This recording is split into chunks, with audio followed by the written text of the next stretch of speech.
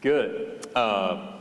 Okay, so these are in no particular order, as we've got a flurry of questions that came in towards the end of Rich's talk, so apparently you're the controversial one.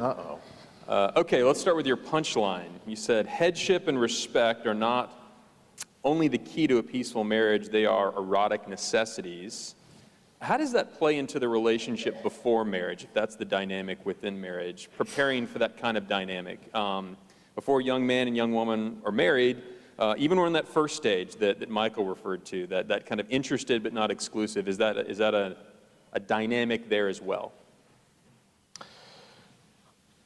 You're dealing with before marriage, so maybe you can take this one. But the one thing I would say is that when a woman is considering a man as a future husband, that's the big question she needs to ask is, do I find myself respecting this man, admiring this man? Would I find it hard to follow this man, or do I want to follow this man? And if she doesn't, then it's a hard pass. So that's the key thing for her. And I would say that's like when and of course, no doubt she would need some help in vetting a man and all that. But I would say that's the key kind of question she needs to ask herself is, do I see myself respecting this man and following this man, and that not being a huge chore to me? Is the question whether or not she should be attracted to him, like turned on by him prior at the beginning? Is that really what's being asked? Right. How can you discern headship as a basis, kind of pre-marriage? Yeah, that's what Rich said. Okay, so it was said that folk wisdom or traditional wisdom, I think this is something you mentioned, Michael, are among those things that have been washed away in the cultural tsunami. So what are some specific kinds of folk wisdom that we've lost and we need to recover? So let's first answer for young men and then for young women. Anything that has to do with bodily presence is a big one. For example, eye contact. They have trouble with this. They've been hiring actors to help people learn how to keep eye contact and make people feel comfortable in boardrooms when they're doing negotiation. And it's become such a big problem that in policing, they're having guys go out and interact with people, and then people critique how they do it, because in policing, you're reading people, right? You're feeling intuitively what's going on as you approach a car. You're looking at their body language. But when your whole life's been mediated through a screen, or large portions of it has been mediated to a screen, you don't know how to read that. Emojis, right? These little faces or whatever, is us trying to add that to a screen-mediated existence to communicate tone or whatever. So one area is just like how to stand, how to shake hands. I'll give you a humorous example. I was telling a guy that he should probably work on his eye contact. He was always like kind of shifty, not looking with people because he was insecure. And I said, yeah, you need to be able to hold eye contact. And I saw him like months later. Actually, I met him at the Stronghold conference. Oh, okay. So I saw him months later, and man, he was like intense, like just staring at me. And I forgot that's what I had said to him. So we were talking a little bit. I said, so how's dating going? He's like, it's going good. Women say I'm kind of intense. And I was like, you are. Blink, break the contact. Where is this going? Are you going to go in for a kiss? I don't know what's happening. But there's this sort of awkward learning how to carry yourself. That's really hard, I think, right now. So that'd be one example of just things that are generally transmitted from father to son, uncle to son. A lot of the stuff that we're talking about, you could find in the cumulative wisdom of a 1920s bar, right? That's where we're at. So that'd be one example. I don't know what else you'd say to.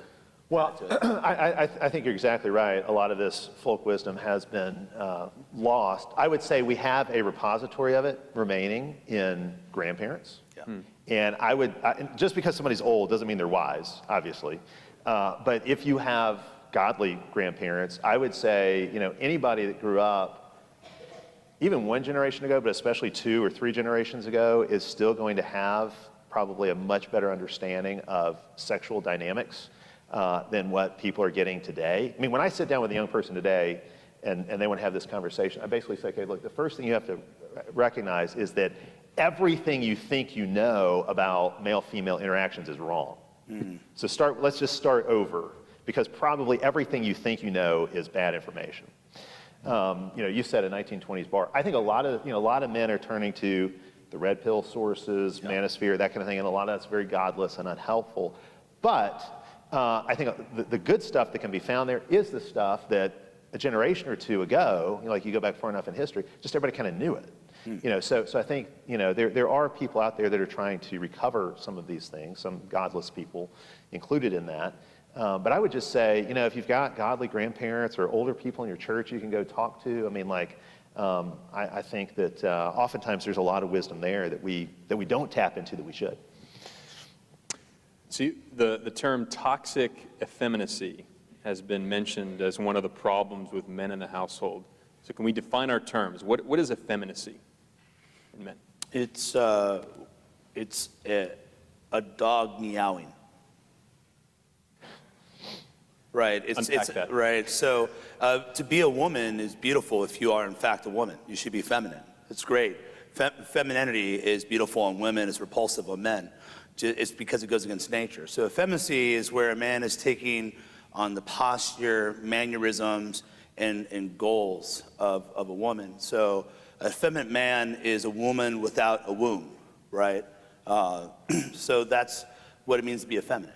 It's so you have malakoi and arsenokoitai. So you have actual homosexuality, but you have the culture that comes before that, which is throwing off masculine duties and throwing off masculine characteristics, delaying maturity, not being responsible, all those sort of things.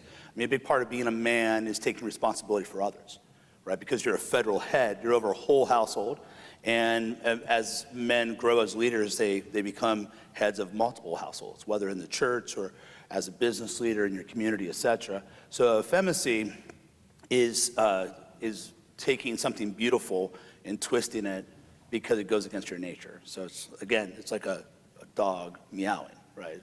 I don't have a feminine side, unless you mean Emily. She is my feminine side, just like a dog doesn't have a feline side. Well put. Yeah, I would agree with all that. I would just add a couple things. In the traditional discussions of effeminacy, like when Christian ethicists, going back to say Aquinas or whoever, have taken up this issue, one thing that's been pointed out is that effeminacy is a lack of discipline. It's being obsessed with your own comfort and luxury, so a lack of self-control. It can be manifested in spinelessness, cowardice, weakness whereas I think men have an obligation to strengthen themselves. It's amazing when you start to look at how many commands there are in the Bible where people are told to make themselves strong. Obviously, there's, Paul talks about weakness in 2 Corinthians, and so, the kind of weakness that we have before God that's entirely appropriate. But time and time again, God commands his people to be strong. And so the effeminate man is the man who has not done that. So there's that. I would also say we have certain little slogans or ways of doing things that kind of reinforce effeminacy in men. Like I'll give you one slogan, and often with these slogans, like there's a little grain of truth to it, and that's why it gets traction. But then when you actually look at how it's used, it's a real problem. Like here's one: happy wife, happy life. Okay. Now, obviously, Paul says at the end of 1 Corinthians 7 that spouses should seek to please one another. So seeking to please your spouse is a good thing. But I've seen this kind of slogan used a lot of times for husbands who think that basically to be a husband means I am a simp, if I can use that word. That's what the kids would say today. Who is... And a simp is... a man who is overly concerned with pleasing his wife all the time. And so he constantly defers. It's whatever you want, dear, whatever you say, honey. Well, she comes to resent that. That doesn't actually please her because that's not giving her what she needs from you as a man. And I would say that's a form of effeminacy. Servant leadership is the same kind of way. Servant leadership is a beautiful and brilliant and biblical concept that Jesus leads, and one of the ways he manifests his leadership is through serving us, through sacrificing for us. But again, this can get twisted in a certain kind of way where it becomes doing whatever the other person wants you to do. And so to be a servant leader, the leadership part gets lost, and well, now I'm just your servant. And so now I'm no longer the head of the family. I'm sort of the family butler, and I just take orders from everybody else. Well, that leads to chaos because actually what you find is that good leadership in any institution, any organization, whether you're talking about a nation or a company or a ship or a football team or a household, good leadership, wise, competent leadership is itself a gift and a form of service. So I think that's really, really important to maintain. And the effeminate man is really, I think, embarrassed by his own manhood and embarrassed to assert himself because he feels like, oh, if I assert myself, then I'm going to be tyrannical. But see, the thing about the servant leadership model is that it kind of allows the woman to always play a trump card, because she can say anytime he is going, anytime he says, we need to go this direction, honey, and she wanted to go that direction, she can say, well, you're not really loving me like Jesus would, because Jesus would give me what I want, right? Because we know that's what Jesus always does, right? He gives us everything we want. No, he doesn't.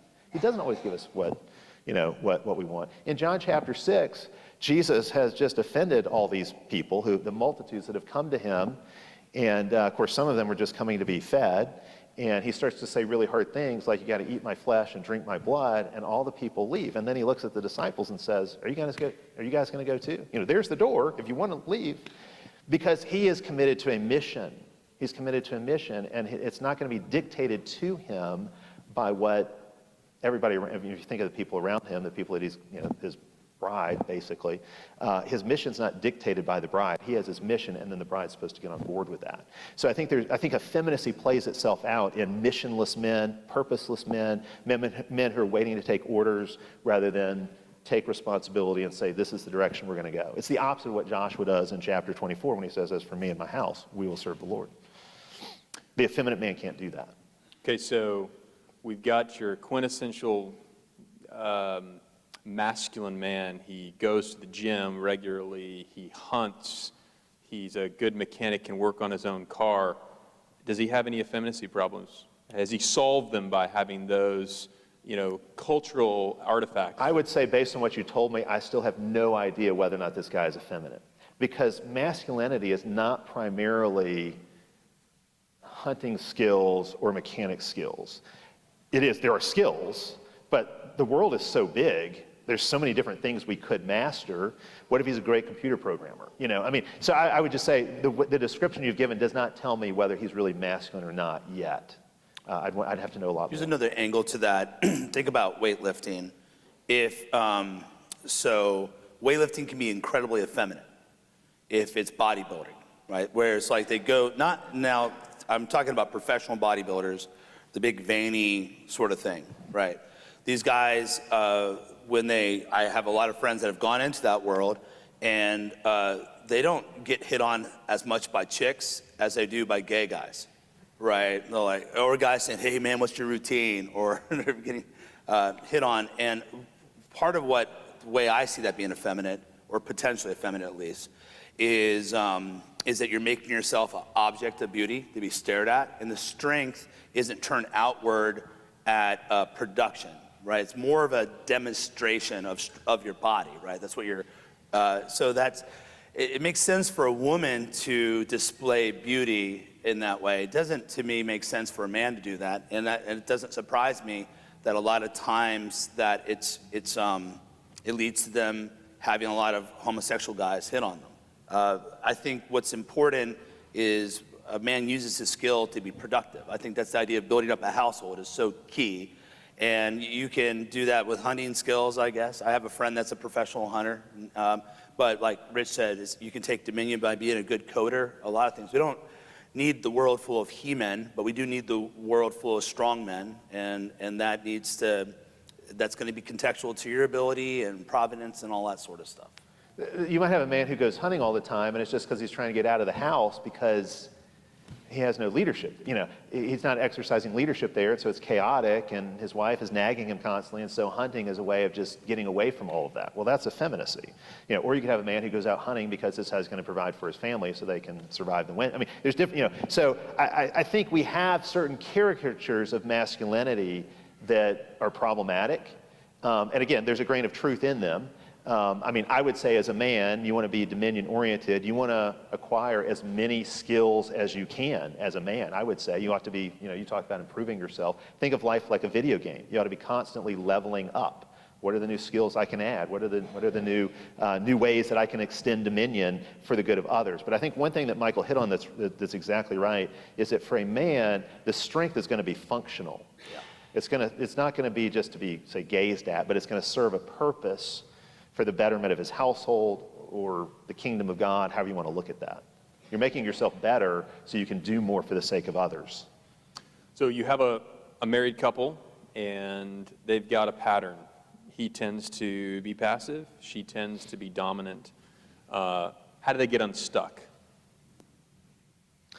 The good news, I would say, is that, it only takes one to get unstuck or to at least sort of force certain issues. So I would tell a man in that case, don't sit down and try to negotiate something with your wife, because that still puts you in a position of sort of submissiveness. I would say start leading, assert yourself, be the man that you should be. And she may really push back hard against that at first, but one of the realities is, I talked about the woman as the weaker vessel. I think one thing that women do sort of intuitively with men is test men.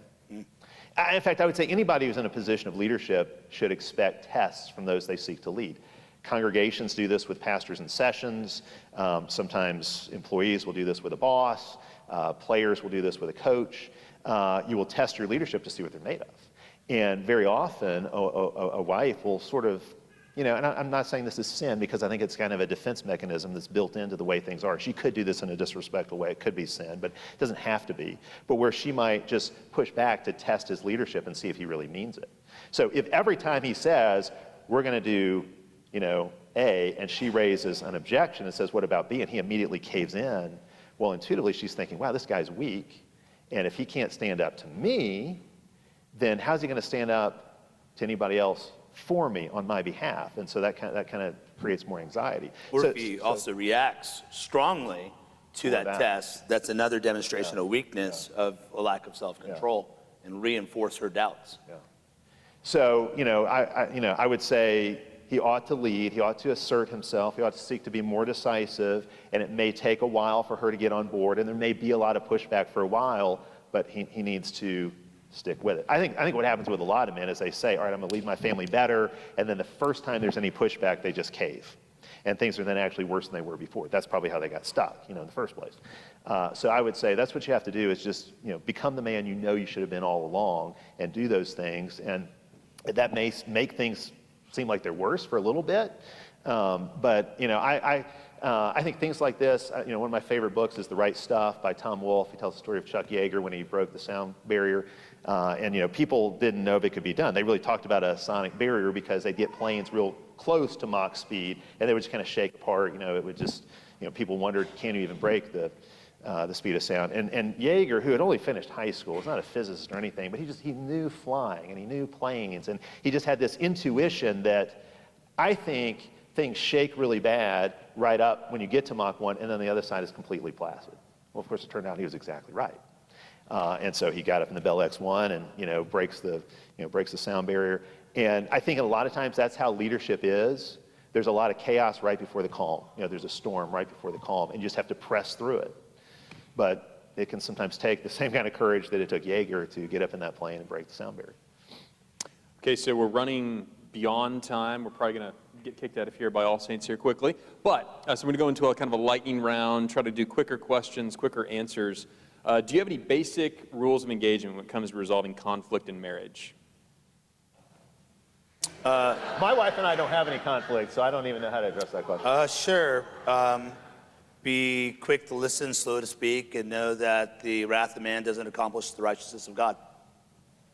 Keep short accounts. Confess sin, forgive sin quickly. Good. Michael, in your writing and speaking, you bring up wrestling and physical discipline. Sure. What's the connection between physical fitness and spiritual health? Any biblical stories or teachings that you use to remind yourself to keep you going and push yourself when you're tired? Well, sure. When your body reflects your lifestyle, obviously, right? So I've traveled. This is like my 30th trip, I think, this year. And my body reflects that. But I think learning to discipline yourself. I mean, where your discipline is your appetites. Your discipline where you spend your time. You know, a lot of times the reason we're out of shape is we're not getting enough sleep because we don't know how to walk away. We haven't created order in our life. So it's kind of a feedback loop, really, that inner order and outer order, they feed each other after a while. You develop that. So God made us a spirit-body composite, and when you work on your body and you work on your growing in virtue, those things feed each other. So, and if there's disorder, you know, in your, like for example, think of it this way. I don't need to really interview elders. I'll just interview their wife and children, and I know who the man is. I'm saying that kind of in jest, right? But they reflect what's going on. A lot of times the reason people are eating too much or drinking too much or not exercising or whatever is a manifestation of their anxiety, their lack of coming to God in prayer. And so all those things, they come together. Also, men need to know that they can, what I love about getting ordained in a really strict denomination is, I always tell people the next day you should urinate blood after your ordination exam, right? It should be that intense, okay? But it's a rite of passage. Like, you know you can do it. You know you can go hard. And a lot of times life isn't like that, but there are moments where you pull all-nighters for a reason. There's times where you have to maintain incredible focus because of the conflict you're in. So picking anything, anything that's challenging. It can be weightlifting, it can be wrestling, it can be tennis. You know, tennis is a frustratingly hard sport. But learning to push yourself to find your limits, to test your limits, is a good for men. It's good for both men and women, but especially for men, because there's times we're called upon to go at things really hard. And you've had session meetings, right, where it's like 5 or 6 hours because there's something that's crazy going on in your church, and you can't leave till it's done. So you better be able to, you know, hold your focus and attention. So all those things play out. We create weird dichotomies and dilemmas that just aren't real, you know. I'm trying to understand how the lightning round is different than what we were doing before. It's hard to cut them off. That's quite a lightning strike. Yeah. Sorry about that. Okay, so Give next me lightning round questions. So much of what we've heard Friday night and this morning is countercultural, even in Christian circles today. So how should young men and women convey these concepts to friends and live in the world, in particular the Christian world that they live in? I'll send links to this conference. Next question.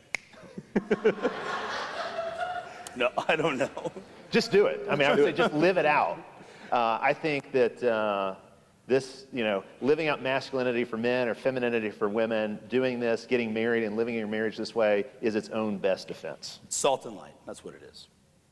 Okay, so you talked about working hard. In terms of making money, what's the balance between working overtime, being consumed by work and money, balancing that with risking family security and making sure you maintain that headship role in your family? I'm going to let you answer this question right now. I can't say it's balanced in my life at this moment. Well, yeah, and there may be seasons of life where it's not. You know, there may be seasons of life that you go through where you're not going to have the so-called work-life balance that people look for or want. And so long as you understand those sacrifices are for, you know, the long-term good and not a permanent thing, you know, if it's taking you away from, say, family life too much. Yeah, I'll leave it at that. All right, I got one thing on this, real quick. When you're with your family, be with them. That's number one. And give them your full attention, put the phone away, and you can pull some long hours if everyone understands why you're doing it. And then when you're with them, that's exactly where you want to be, right? They should feel like when you're at home that there's no other place you'd rather be. So when they know that you leave, you're only doing it because you need to. Good, thank you. So with that, we're going to end our Q&A. We have one more hymn we're going to sing, and then Pastor Crawl, he's going to come and close us in prayer. But first, give a round of applause for our speakers.